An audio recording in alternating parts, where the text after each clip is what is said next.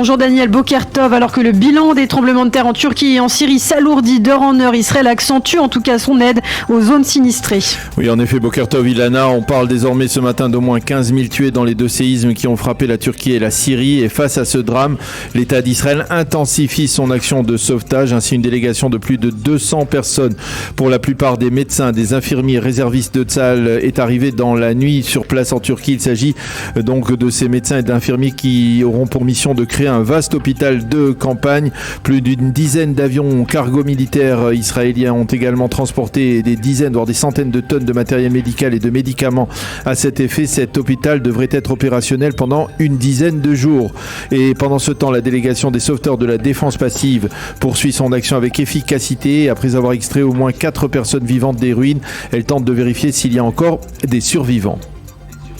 Et puis pendant ce temps en Israël, la terre a plusieurs fois tremblé hier. Oui, après la secousse d'hier matin dont l'épicentre était près d'Ariel en Samarie, on a recensé une seconde secousse dans l'après-midi, toujours dans la région d'Ariel. Hier soir, on a enregistré enfin une secousse plus forte de 4 sur l'échelle de Richter, mais l'épicentre se situait le long de la frontière entre la Syrie et le Liban, mais elle a été ressentie dans le nord d'Israël en particulier.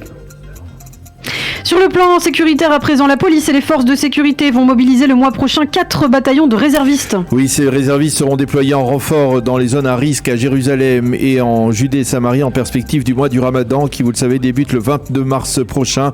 Leur mission sera de déjouer des attentats terroristes et de provoquer une sorte d'effet dissuasif de par leur simple présence massive. Au cours des prochaines semaines, la police doit effectuer d'ailleurs plusieurs exercices de simulation, comme celui qui doit simuler un retranchement des Palestiniens sur le mont du Temple.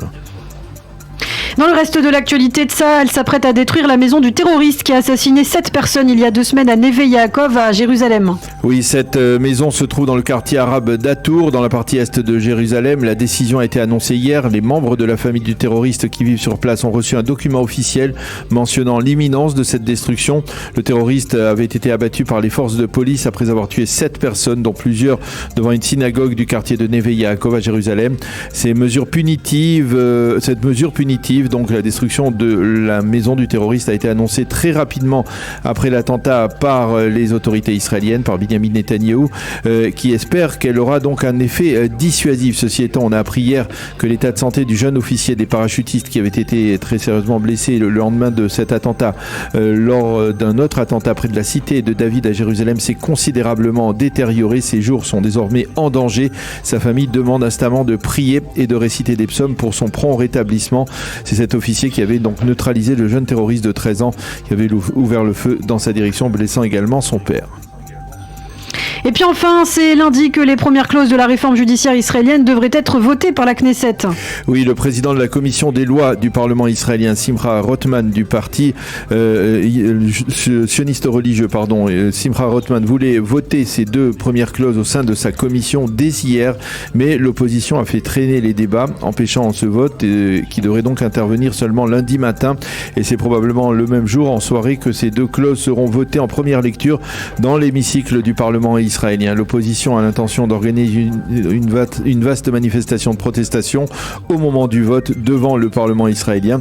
Ceci étant, de hauts responsables du parti Judaïsme de la Torah ont mis en garde hier Benjamin Netanyahou.